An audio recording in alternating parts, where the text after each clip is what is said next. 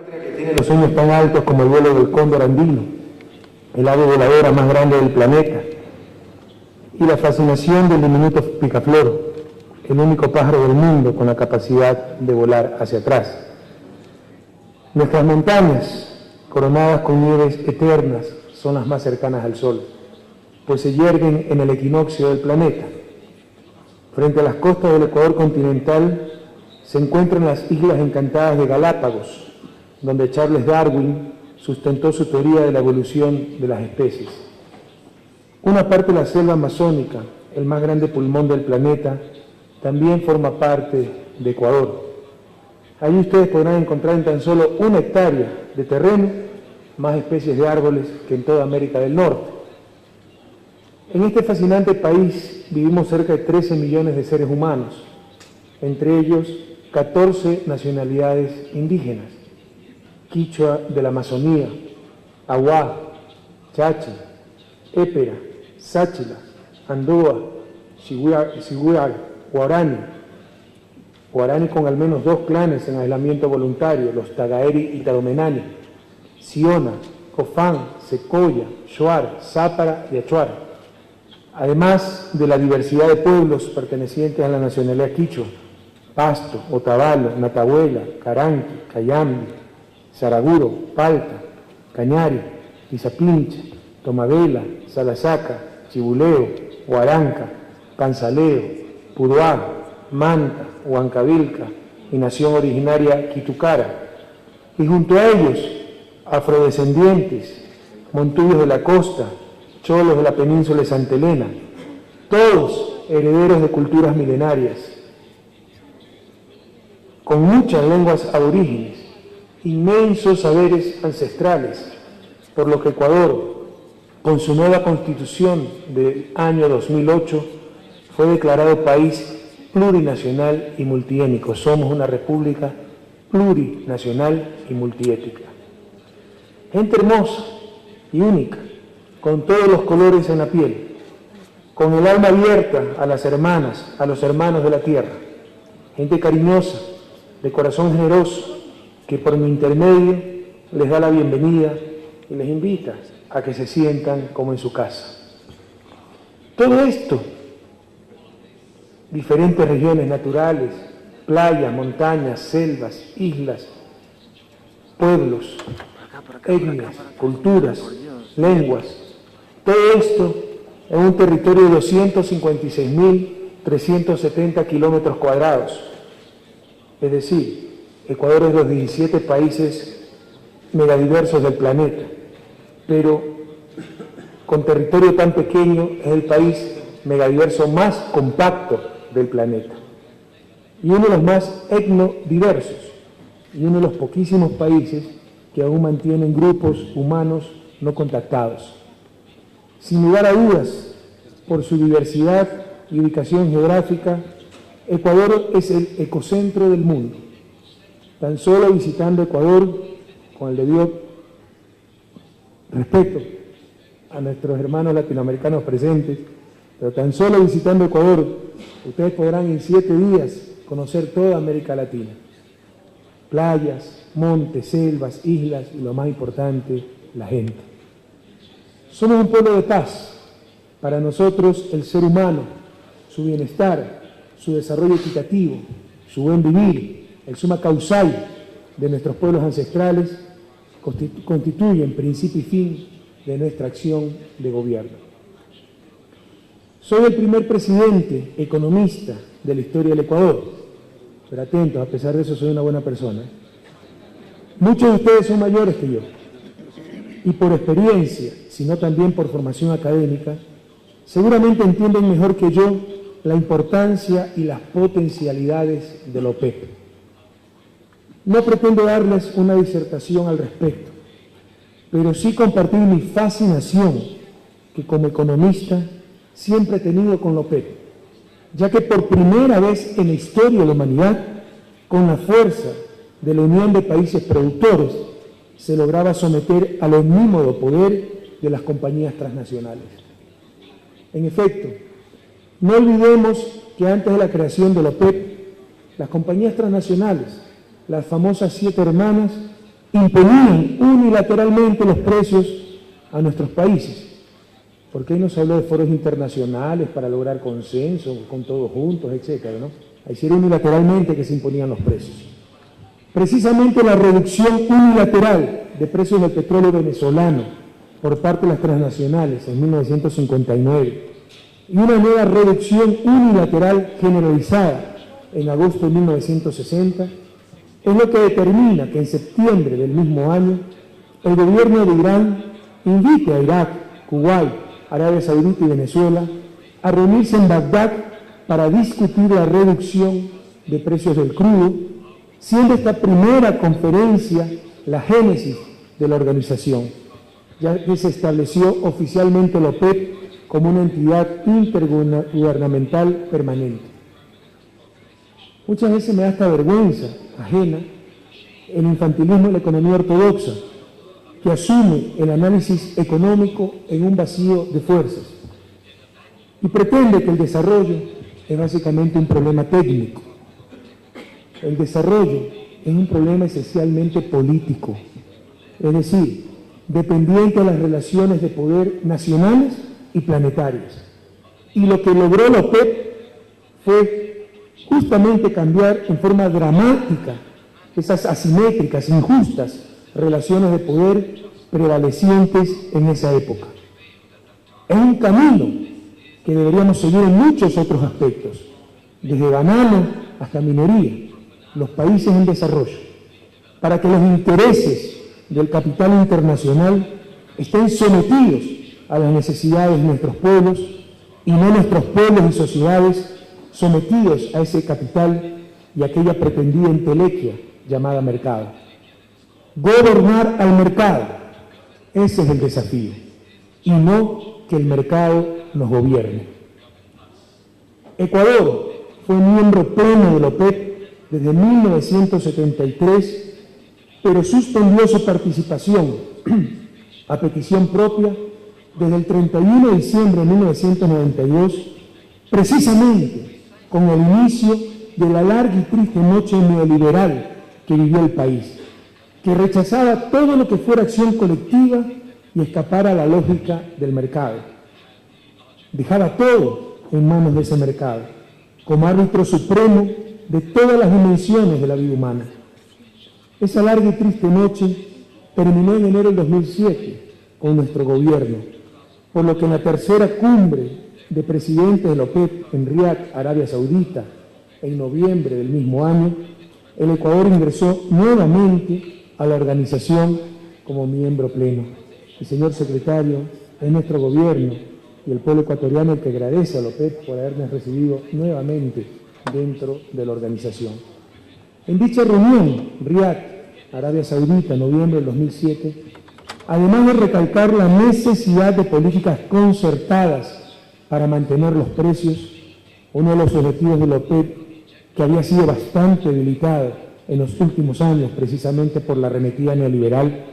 Además de aquello, el Ecuador planteó la urgencia de lograr que las transacciones mundiales de petróleo se realicen en una moneda estable, o de otra manera, estaríamos vía depreciación del dólar, transfiriendo parte de nuestra riqueza a los países emisores de dicha moneda, es decir, países ricos a nivel planetario. Esto es un desafío pendiente para nuestra organización. También propusimos la necesidad de unir nuestros esfuerzos y recursos financieros para la creación del Banco de la OPEP, el cual sería el mayor banco del mundo y un fundamental instrumento de financiamiento y desarrollo para los países de la organización e incluso para los países pobres del planeta. Pese a la renta petrolera, países como Ecuador necesitan mucho financiamiento para salir del subdesarrollo, y esa gran oportunidad la puede brindar nuestra organización. Tenemos capacidad de pago, tenemos proyectos extremadamente rentables. Lo que necesitamos, como todo país pobre, es, insisto, financiamiento. Y este es un desafío al interior de los países de la OPEP, la eliminación de la pobreza, que por primera vez en la historia de la humanidad no es fruto de escasez de recursos, sino de sistemas perversos. El uso del petróleo ha sido a veces tan aberrante que en Ecuador, después de más de 40 años de ser productor y exportador de petróleo, las zonas de mayor pobreza se encuentran precisamente de donde se extrae dicho petróleo. Allá solo quedó la contaminación y la basura. Los multimillonarios ingresos petroleros se enviaron a otras regiones y con frecuencia, vía corrupción, también fuera del país. Estamos remediando esta situación, pero necesitamos financiamiento. Gobernar el mercado, el cambio en las relaciones de poder, implica en seres humanos conscientes responsabilidad, lo cual no existe en esa entelequia llamada mercado. El poder de la OPEP nos da una gran responsabilidad, pero también inmensas oportunidades para incidir positivamente en la historia de la humanidad. Por ejemplo, como también decíamos en Riad, la OPEP podría convertirse en el gran coordinador mundial para la lucha contra las emisiones de CO2. Está terminando en estos momentos la cumbre de las Naciones Unidas sobre cambio climático en Cancún, México, con muy magros resultados. Avances sí, sobre todo en comparación a Copenhague, que fue un verdadero desastre, pero todavía muy pequeño, insuficiente, absolutamente insuficientes avances. Estamos jugando con cosas tan serias como la supervivencia del género humano, la supervivencia del planeta Tierra. No podíamos esperar mucho más, dadas las relaciones de poder existentes actualmente en el mundo, donde esencialmente los países hegemónicos son los países contaminadores y los países pobres somos los países generadores de bienes ambientales. Imagínense ustedes por un instante si la situación fuera la inversa y los generadores de bienes ambientales fueran los países ricos y los países pobres fuéramos los agentes contaminadores. ¿Quién puede dudar que hace rato, invocando por supuesto la urgencia de conservar el planeta, el derecho internacional, doctrinas cosmopolitas, la moral y la ética, y hasta la tan cacareada seguridad jurídica, quién puede dudar hace ratos que nos hubieran obligado, incluso por la fuerza, invasiones, etcétera, a pagarles una justa compensación? Lamentablemente, como decía Trasímaco a Sócrates hace más de 3000 años, la justicia es tan solo la conveniencia del más fuerte. OPEP, frente a la reticencia de los países emisores de gases de efecto invernadero y culpables del cambio climático, puede y debe ser el poder que incline la balanza a favor de la sostenibilidad del único planeta que poseemos.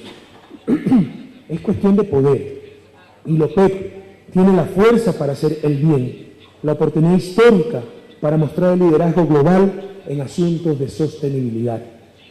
Un primer mecanismo que también propusimos en Riad hace 3 años, pero en el cual no se ha avanzado en absoluto, es la aplicación del llamado impuesto Daly. Siguiendo el esquema de Kioto, las actuales políticas internacionales de cambio climático se han centrado en el mercado de emisiones, la aplicación de mecanismos de desarrollo limpio y la promoción del mercado voluntario de carbono, en lugar de enfrentar el verdadero problema, la quema de combustibles fósiles. Aplicando un impuesto a las emisiones de dióxido de carbono en las fuentes de esas emisiones, es decir, las exportaciones de petróleo, se logran y se lograrían aspectos de justicia económica, ya que los países importadores gravan la importación de petróleo en perjuicio de los exportadores, pero sobre todo de justicia climática, a lograr que los consumidores de petróleo paguen más por las emisiones que van a producir. Con el primer impuesto mundial al carbono, la OPEP lograría de forma más eficiente y justa lo que Kioto no ha logrado, que los generadores de emisiones de CO2 internalicen los efectos de sus acciones, paguen por la contaminación que generan. Por supuesto, esta es solo la primera parte del mecanismo. Con los ingresos obtenidos, se podría crear un fondo mundial de compensación, mitigación y adaptación, que en primer lugar compense por los efectos del impuesto a los países pobres importadores de petróleo, básicamente a través del financiamiento de programas de reducción de la pobreza. En segundo lugar, financie la reducción de los gases de efecto invernadero por medio de investigación, desarrollo tecnológico, diversificación de la matriz energética, etc.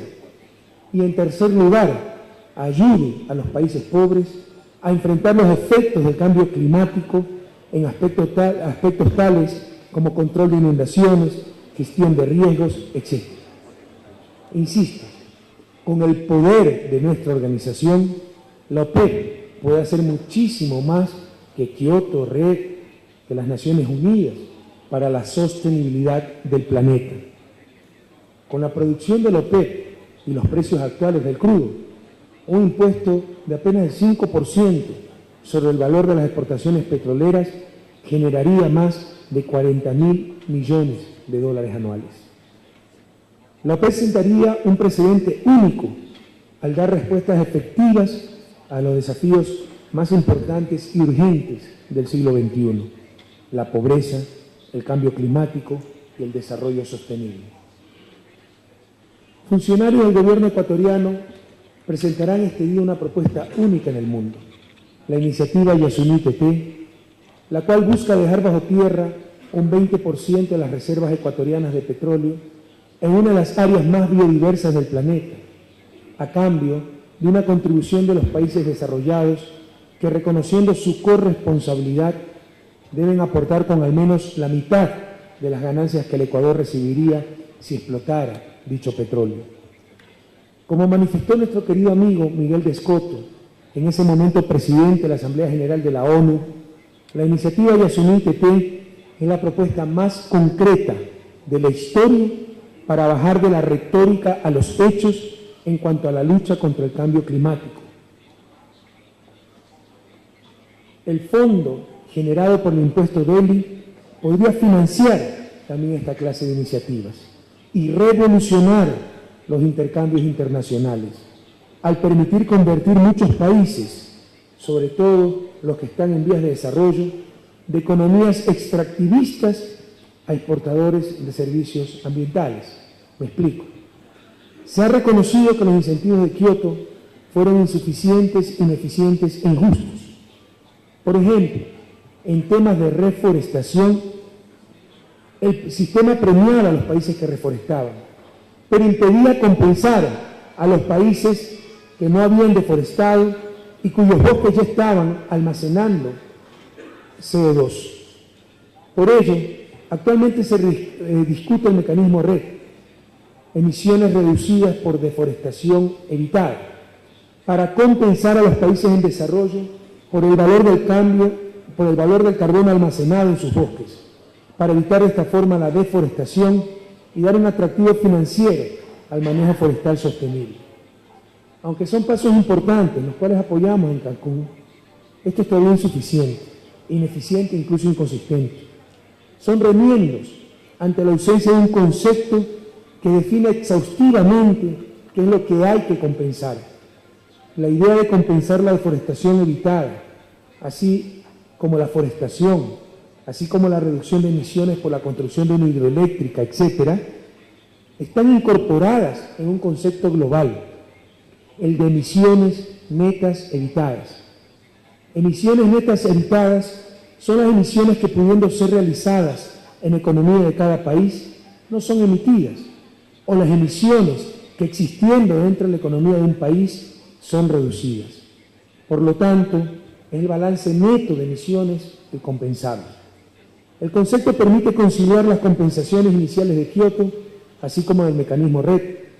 Sin embargo, en emisiones netas evitadas va mucho más allá, ya que no se restringe a una actividad específica y considera actividades económicas que involucren, por ejemplo, la explotación, uso y aprovechamiento de recursos renovables y no renovables, así como compensaciones por acción, dejar el bosque en pie, u omisión, reforestar. Por ejemplo, los diferentes países productores de combustibles de origen fósiles, altamente contaminantes, tendrían libertad para elegir entre extraer dichos recursos o dejarlos en el subsuelo y así ser compensados por las emisiones que se evitarían. ¿Qué pasaría si Arabia Saudita decide dejar todo su petróleo bajo tierra? Sería imposible financiar eso. Por eso, los fines de estos fondos deben ser acotados, limitados. Acciones de mitigación, acciones de adaptación, etc. Además que siempre la compensación va a ser menor que el rendimiento financiero de la explotación de esas reservas. En resumen, emisiones netas evitadas es el concepto global que permite definir qué es lo que se debe compensar. Compensar las emisiones netas evitadas tiene perfectas bases de derecho, ambientales y de lógica económica. En cuanto a derecho, la idea central de emisiones netas evitadas y consistente con los principios de la Convención de las Naciones Unidas para Cambio Climático es que cualquier país pueda ser compensado para que no realice una acción a la cual tiene derecho, en caso de ésta ser individualmente deseable, pero no socialmente deseable, es decir, en caso de producir externalidades negativas, ejemplo, deforestar. De forma análoga, si una de las partes no tiene la obligación de realizar una acción que individualmente no es deseable, no es financieramente rentable, pero socialmente sí es rentable, es decir, produce externalidades positivas, debe ser compensado para que realice esta acción, ejemplo, reforestar. En aspectos ambientales, la idea central de emisiones netas evitadas es extremadamente obvia. En términos netos, no ensuciar el medio ambiente es equivalente a limpiarlo. Finalmente, en cuanto a lógica económica, emisiones netas evitadas, al igual que todas las compensaciones por generar o mantener bienes ambientales, los cuales por ser bienes de libre acceso no tienen precios explícitos de mercado, se fundamenta en la necesidad de compensar la generación de valor y no tan solo la generación de mercancías para lograr la maximización del bienestar social y un desarrollo sostenible. Y aquí una idea fuerza fundamental. La conservación en países pobres no será sostenible si ésta no genera claras y directas mejoras en el nivel de vida de la gente, de la población. Que quede claro, yo no le puedo decir a una familia pobre, sin alternativa de ingreso y que viva al lado de un bosque, que no corte el bosque. Para poder sostener el bosque en pie, se requiere que esa familia reciba beneficios directos de esta situación. La iniciativa Yasuní PT, propuesta emblemática de nuestro gobierno, se sustenta fundamentalmente, no exclusivamente, pero sí fundamentalmente, en el concepto de emisiones netas evitadas. Pese a nuestro derecho a explotar el petróleo, dejándolo bajo tierra, se estaría evitando enviar a la atmósfera más de 400 millones de toneladas de CO2.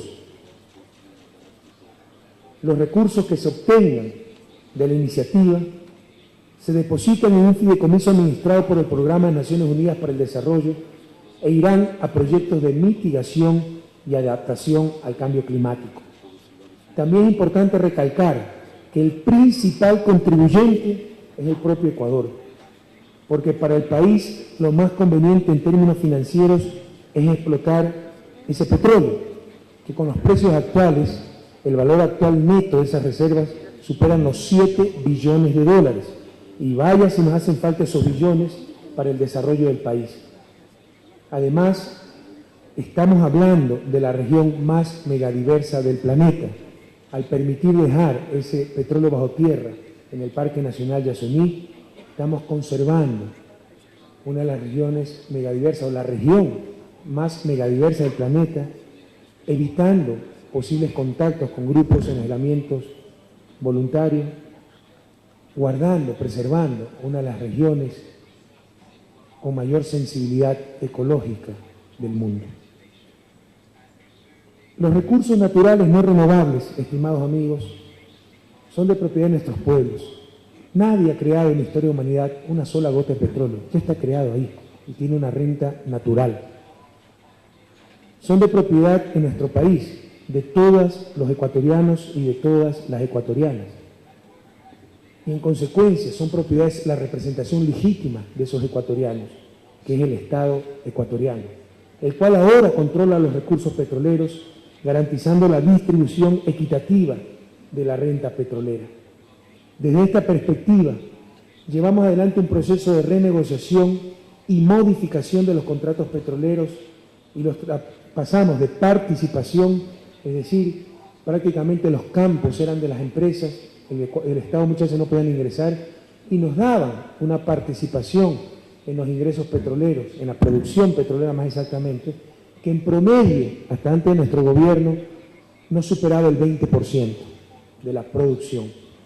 Estamos transformando, modificando, renegociando esos contratos petroleros de participación y los pasamos a prestación de servicios para exploración y explotación de hidrocarburos, buscando la conveniencia para el país, considerando las inversiones nuevas, el beneficio neto y la participación del Estado. Con esta renegociación se buscan nuevas inversiones que incrementen la producción y que incrementen nuevas reservas con esfuerzo exploratorio y de riesgo, por una parte. Esto es lo principal para nosotros en inversión extranjera en petróleo, que asuman el riesgo, que el capital asuma el riesgo, no el Estado ecuatoriano. Por eso es sobre todo exploración, inversiones en exploración que buscamos de encontrar reservas comercialmente rentables, pues entonces tendrán derecho a explotar ese petróleo y se les reconocerá la inversión en exploración, pero el riesgo lo tienen que asumir las compañías, no el Estado. Buscan nuevas inversiones básicamente en riesgo exploratorio y por otra, que mejoren la participación del Estado en la renta petrolera. También se busca el incremento de la producción. Los contratos de servicios establecen una tarifa por barril relativamente fija en función de los costos de extracción del petróleo, más la amortización de las inversiones. E incita a las empresas petroleras a producir más para incrementar sus utilidades. Y a su vez, este incremento de la producción beneficia mayoritariamente al Estado. Con una tarifa fija, la empresa lo único que le queda para mejorar utilidades es reducir costos, ser más eficientes, con lo cual nos pagan más en cuanto a impuestos, por mayores utilidades, o producir más, con lo cual también el Estado gana vía impuestos y vía incremento de la producción. Se ha conseguido una mayor participación del Estado en la renta petrolera, que se incrementa del 70% actual al 80% de dicha renta, lo cual nos convierte en uno de los países en el mundo con mayor captación de la renta petrolera. Muchos dicen, ¿por qué no hace el Estado? ¿Por qué no se nacionaliza el petróleo? El petróleo está nacionalizado, el petróleo es ecuatoriano, y con adecuados contratos, básicamente de prestación de servicios, con la negociación de una adecuada tarifa, no hay contrato superior al contrato de prestación de servicios, y es indiferente de quién es el petróleo, pero más bien es indiferente quién explota el petróleo, de quién es el petróleo es el pueblo ecuatoriano, del Estado ecuatoriano. De hecho, una compañía transnacional puede ser más eficiente y podemos pagarle una tarifa más baja de lo que podríamos, de lo que nos costaría explotar ese petróleo con nuestras propias compañías públicas petroleras. Es decir, no se trata de combatir por una reacción muchas veces, por un absurdo nacionalismo, torpe nacionalismo algunas veces a las compañías transnacionales. Se trata de utilizarlas para que con adecuadas, patrióticas renegociaciones nos den el máximo beneficio y muchas veces mayor beneficio que el que pudiéramos obtener con nuestras propias compañías petroleras, además de que ellas asumen el riesgo exploratorio. Con la renegociación, el petróleo es 100% de propiedad de todas y de todos los ecuatorianos, y el Estado, aún pagando en especies a las compañías, a través de su empresa Petroecuador, dispondrá de 35.400 barriles por día adicionales para comercialización. Además, el Estado recibirá el 100% del incremento del precio del petróleo, porque las compañías reciben una tarifa fija. Todo aumento del precio internacional del petróleo significará un beneficio, total beneficio para el Estado. Cabe indicar, algunos dicen que esto es injusto, que hay que repartir esas ganancias con el capital. ¿Por qué no decían eso con los contratos de participación? Cuando esos contratos se negociaron a $16 el barril, nos daban 3, 4 dólares por barril, luego subió el precio del barril a 50, 60 dólares y nos seguían dando los mismos 3, 4 dólares por barril. Esto es algo también tragicómico, sobre todo cuando vamos a estos centros de arbitraje a los cuales ya me voy a referir y frente a los cuales OPEP tiene que hacer algo. Porque siempre se habla de si uno pone impuestos, uno pide mayor participación en la renta petrolera, ruptura del equilibrio económico en los mercados. ¿Y qué ruptura? ¿Por qué no trataban la ruptura del equilibrio económico cuando el precio se cuadruplicaba y nos daban la misma participación? No solo aquello, nosotros algunas compañías petroleras, antes de la renegociación de los contratos, nos llevaron a estos centros de arbitraje como el CIAI, el Banco Mundial en Washington, imagínense, países soberanos, demandados y más trámites por compañías privadas, tienen que ir a polemizar, si ustedes quieren, a Washington. Y el reclamo era que habíamos puesto un impuesto sobre las ganancias extraordinarias, es decir, a partir del precio referencial al que se habían negociado los contratos, lo que subiera todo, esos precios referenciales eran $16, luego estuvo a 50, 60 dólares el petróleo, todo era para las compañías. Se les puso un impuesto sobre esas ganancias extraordinarias, nos acusaron de rompimiento del equilibrio económico del contrato. Cuando antes la participación era 0 a 100, 0 para el Estado, 100% para las compañías, porque ahí no se hablaba de rompimiento del equilibrio económico de los contratos. Entonces en esto hay una terrible doble moral. Gracias a Dios todo esto es superado con los nuevos contratos de prestación de servicios. El beneficio, el incremento del precio del petróleo es 100%, como debió ser siempre, para el dueño del recurso, que es el Estado ecuatoriano. Por cada dólar de incremento por barril en el precio internacional de petróleo, el Estado ganará cerca de 245 millones de dólares adicionales, pues las reservas estimadas a producir en los contratos suscritos totalizan 245 millones de barriles. Todas las instituciones internacionales especializadas estiman que los precios del petróleo se incrementarán en el futuro. Sin embargo, si llegan a caer, como diremos más adelante, por debajo de la tarifa, el Estado obtiene un cuarto del ingreso petrolero, incluso si es por debajo del precio mundial de la tarifa. Es decir, la pérdida la asume la compañía, no el Estado. Ese porcentaje, 25%, que insisto, en caso de que el precio esté por debajo de la tarifa que se les paga a las compañías, de todos modos recibe el Estado ecuatoriano, es aún mucho mayor que la participación que teníamos en los anteriores contratos, que insisto, fluctuaba entre 18 y 20% de la producción y del ingreso total. Hoy en día, con el nuevo contrato de prestación de servicios, si el precio internacional del petróleo bajase en un determinado año, el Estado se garantiza el 25% de los ingresos petroleros con el llamado margen de soberanía. Si no se tienen ingresos para pagar la tarifa, los contratistas recuperarán la misma cuando suba el precio. Entonces, repartimos a través del tiempo, los problemas de una caída del precio del petróleo. La reducción de costos y el aumento de la producción benefician al Estado, como ya mencioné. Las empresas contratistas están obligadas a reducir los costos de producción para mejorar sus utilidades al fijarse una tarifa promedio relativamente constante para todo el periodo del contrato. Esta reducción redundará en beneficio del país, pues al hacerlo pagarán más por concepto de impuesto a la renta y de participación para las comunidades y los trabajadores. Le manifesté que una de las grandes aberraciones de la explotación petrolera en nuestro país es que las regiones con mayor incidencia de pobreza son las regiones donde se ha sacado desde hace más de 40 años el petróleo que ha mantenido la economía nacional. ¿Cómo evitar esto? Que nunca más suceda. Pues en nuestra legislación existía el 15% de participación laboral en las utilidades de las empresas. Como estas utilidades eran extremadamente grandes, de repente tenemos un conductor de una empresa petrolera que obtenía $200.000 por repartición de utilidades. Y las comunidades donde se explotaba el petróleo, las que recibían los impactos ambientales, no recibían absolutamente nada.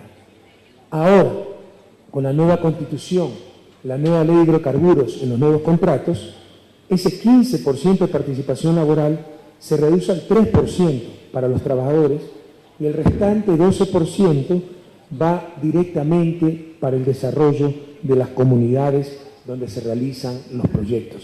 De tal forma que ahora las principales y más directas beneficiadas de la explotación petrolera en nuestro país serán las comunidades en cuyos territorios se está realizando esa actividad petrolera.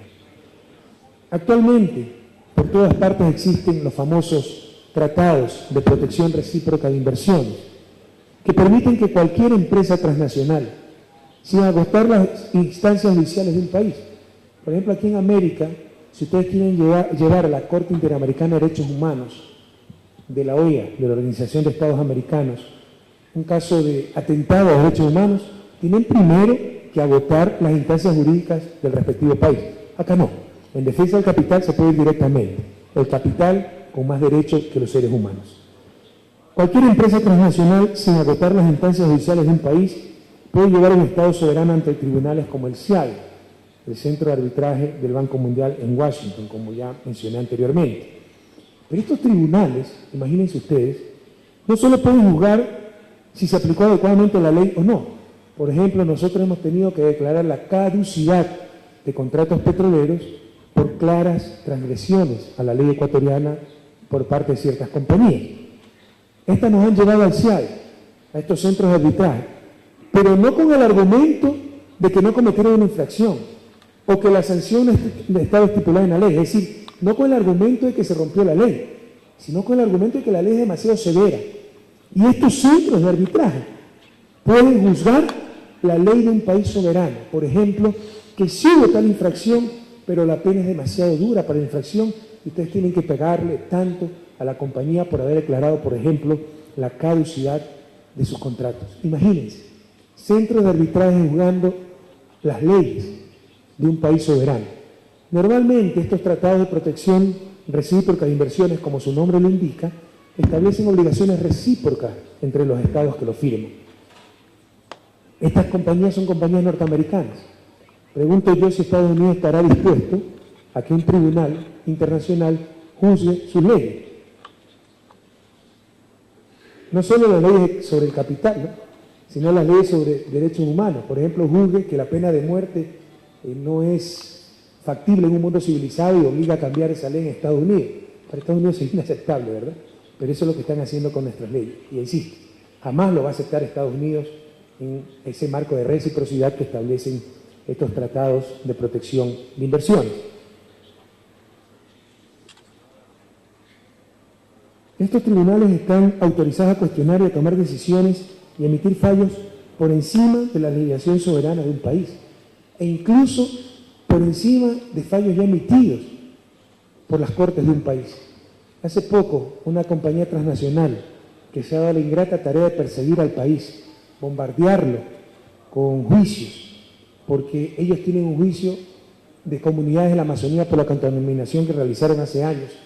Tendrá que declarar un juez si la realizaron o no, pero es un juicio entre agentes privados. Pero por tal vez apuntalarse a nivel mundial, tratan de desprestigiar al país.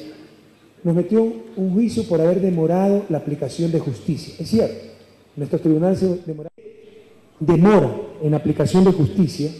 Un tribunal arbitral de Londres no solo que no hizo lo que tenía que hacer, es decir, que el Estado ecuatoriano compensa a esta compañía por el lucro cesante, la demora, etc., sino que revierte los fallos y juzga nuevamente y le da la razón a la compañía en sentencias ya ejecutoriadas en el sistema jurídico ecuatoriano.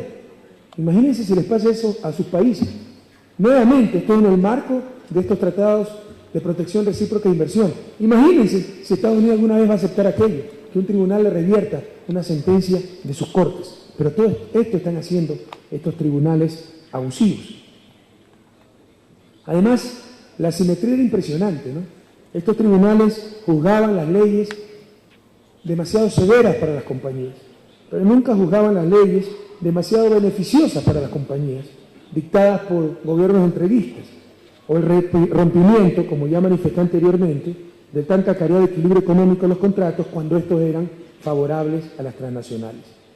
Por eso consideramos como uno de los aspectos más importantes de la renegociación de los contratos hidrocarburíferos y de lo que debe discutir los países miembros de nuestra organización y la organización en sí misma, PEP. Juntos, el capital tendrá que someterse a nuestros intereses. Separados, tendremos que someternos al interés del capital. Estas son cosas que hay que tratarlas dentro de la OPEP. Por ejemplo, adecuadas instancias arbitrales para que estas compañías no abusen de nuestros países en complicidad con instancias internacionales que siempre son favorables a las compañías y perniciosas para nuestros estados. Ya hemos remediado grandemente este problema, al menos en el sector hidrocarburífero. porque los nuevos contratos, y esto es uno de los mayores éxitos de la renegociación, obligan a la renuncia de las empresas a todo reclamo o indemnización en el Tribunal Arbitral del CIAI y a todo recurso arbitral por caducidad de los contratos. Entonces ya estamos un poco más amparados para que se respete nuestra soberanía. Con este paso decisivo en materia arbitral, estamos rescatando soberanía. Dejamos de depender de las decisiones foráneas que nada tienen que ver con nuestros intereses. Estimadas amigas y amigos, consideramos que la OPEP es el resultado de la lucha de los países productores de petróleo de América Latina, Asia y África, frente a la dominación hegemónica que ejercían las compañías transnacionales en relación a la producción y la fijación de precios, en perjuicio de los ingresos que percibíamos los países exportadores. Un caso único en el mundo, al menos en su magnitud, y un poderoso instrumento para hacer un planeta más justo y sostenible. Coordinando adecuadamente nuestras políticas, utilizando el poder que nos da la OPEP para sacar de la pobreza a nuestros pueblos y reequilibrar las relaciones de poder a nivel mundial en función del bien común, la OPEP, nosotros, todos juntos, podemos dejar a la posteridad un mundo sostenible y un mundo mucho más humano. Bienvenidos nuevamente a esta patria que es también su patria. Todo éxito en esta cumbre y hasta la victoria siempre, compañeros.